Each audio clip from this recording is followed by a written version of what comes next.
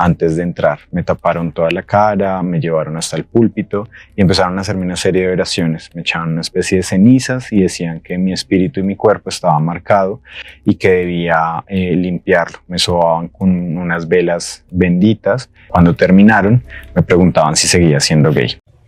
Mi nombre es Laura de la Cruz y lo invito a que se siente que le voy a contar cómo las terapias de conversión sexual han influido de manera drástica y denigrante en la vida de las personas que se han involucrado en ellas, más como víctimas que como otra cosa. Ustedes se preguntarán, ¿qué son las terapias de conversión sexual? Son las prácticas que buscan cambiar la orientación sexual o la identidad de género de una persona. Y lo que yo quiero que ustedes sepan hoy es el por qué no solamente estas prácticas son ineficaces, sino que también son peligrosas. Ardila R., en su artículo para la revista psiquiátrica colombiana titulado Terapia afirmativa para homosexuales y lesbianas, dice: según la cultura judeocristiana, como un delito que se consideraba punible, también como una enfermedad mental y en las últimas décadas como una opción o estilo de vida. La razón radicaba supuestamente en que la homosexualidad atentaba contra los valores de la sociedad y de la familia porque ya no llevaba a la reproducción y no servía para mantener una estructura social. Más adelante la homosexualidad dejó de ser un delito y se pasó a tomar como una enfermedad, saliendo del campo de la ley al campo de la medicina.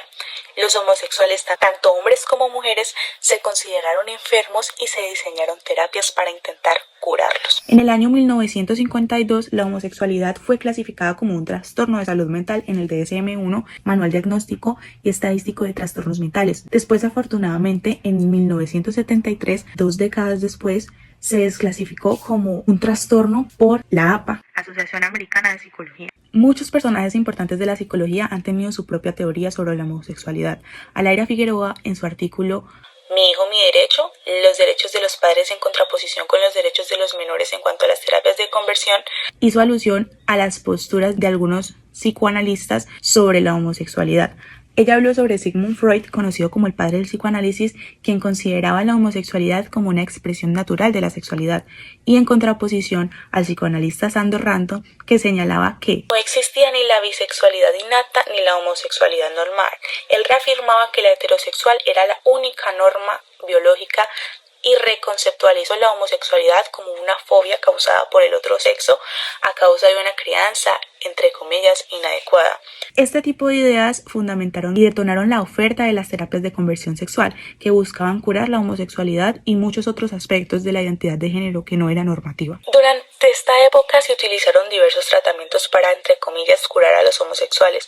Entre ellos se encontraba el psicoanálisis, el uso de la hipnosis, lobotomías, así como diversos tratamientos conductuales, la abstinencia y las terapias de aversión. Figueroa González, 2019. Entre estas prácticas, de las más conocidas e impactantes fue la terapia de aversión, que implicaba descargas eléctricas, drogas que inducían náuseas o parálisis y en algunos casos incluso golpes con bandas elásticas alrededor de las muñecas. Esto me parece supremamente delicado porque llegaba a un punto en el que la misma persona sentía la necesidad de autoagredirse para asociar sus sentimientos de excitación con una conducta inadecuada. A los 19 decidí internarme en una IPS y allí la terapia era que te ponían choques eléctricos mientras veías pornografía. También otra cosa que me hacían era que metían mi cabeza en una pila de agua. Este tipo de tratamiento era acompañado de un proceso psicológico que afectaba profundamente la autoestima de las personas, y las consecuencias de este tipo de terapia incluyen la disminución de la autoestima, mayor odio hacia uno mismo, depresión, ideas suicidas, desconfianza hacia las relaciones interpersonales e incluso hacia los mismos promotores de estas terapias, que en muchas ocasiones llegaron a ser hasta los miembros de las familias de las víctimas. Se crearon también sentimientos de vergüenza, el preguntarse por qué habían nacido de esa forma, cuestionarse su misma existencia y el sentimiento de la deshumanización. Estas son características que planteó Alaira Figueroa en su artículo Mi hijo, mi derecho. Un estudio llevado a cabo por Diamond y Roski en 2016 encontró que las mujeres bisexuales o lesbianas que fueron sometidas a terapias de conversión experimentaron altos niveles de estrés y angustia emocional. Estas mujeres describieron sentimientos de invalidación, confusión y desesperanza como resultado de las terapias. Además, se encontró que las terapias de conversión no lograron cambiar la orientación, lo que refuerza la idea de que la orientación sexual no es algo que se pueda cambiar a través de intervenciones terapéuticas. Muñoz Gutiérrez y Landa Surias Chite 2023. A veces me he tenido que bajar del metro, me he tenido que bajar del pecero, de donde vaya. Si yo sé que alguien me está causando como tentación, como inquietud, prefiero o cierro los ojos y escucho música o me bajo definitivamente. No me voy a prestar a caer, ¿no? Entonces yo he preferido y he optado por eso. Digo, claro, no pasa nada, mejor me bajo del metro y me subo a otro, o me bajo del pecero y me subo a otro, o cierro los ojos y escucho música, o me pongo a leer o hago algo para no ver a la persona que sé que me está inquietando, ¿no? Aunque muchas de estas prácticas ya han sido desmentidas y condenadas por la comunidad científica, siguen siendo aplicadas principalmente en grupos religiosos y organizaciones no oficiales en muchísimos países, desde Estados Unidos hasta México, Puerto Rico y Colombia. Según la Oficina del Alto Comisionado de las Naciones Unidas para los Derechos Humanos, los perpetradores de estas prácticas incluyen proveedores tanto de salud mental como organizaciones religiosas y hasta el Estado en algunos países. Los promotores también incluyen miembros de la familia, quienes son quienes buscan ayuda para las personas que consideran enfermas por ser homosexuales. La terapia de conversión es un negocio lucrativo para proveedores de todo el mundo. Los mecanismos de comercialización operan para apoyar el modelo de negocio y algunos estados perpetran o promueven activamente el abuso a través de tales prácticas. Oficina del Alto Comisionado de las Naciones Unidas para los Derechos Humanos 2020.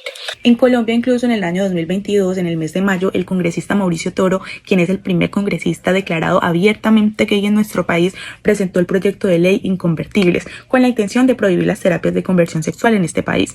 Sin embargo, tumbaron el proyecto de ley. No se pudo llevar a cabo en 2022 por muchísimas formalidades políticas y además también religiosas. Según Alaira Figueroa, en su artículo Mi hijo, mi derecho, nos plantea que la creencia de muchos profesionales de la salud mental era que la homosexualidad nada más era un vicio que hacía que las personas escogieran pecar y por tanto se enfocaran en encontrar y curar la causa de lo que se creía que era una condición patológica. Pero como lo argumentaron muchísimas figuras prominentes como Sigmund Freud, la homosexualidad no es una enfermedad ni un trastorno, sino una variante normal de la sexualidad humana. Hemos avanzado hasta ahora mucho en el tema, pero aún falta muchísimo más por hacer. Los testimonios de sobrevivientes nos muestran el dolor y la lucha para sanar las heridas psicológicas que estas prácticas les han dejado y la influencia tan grande que han tenido en su mente y en su comportamiento. Es importante visibilizar y entender las consecuencias reales de estas terapias para que nadie más tenga que pasar por esto nuevamente.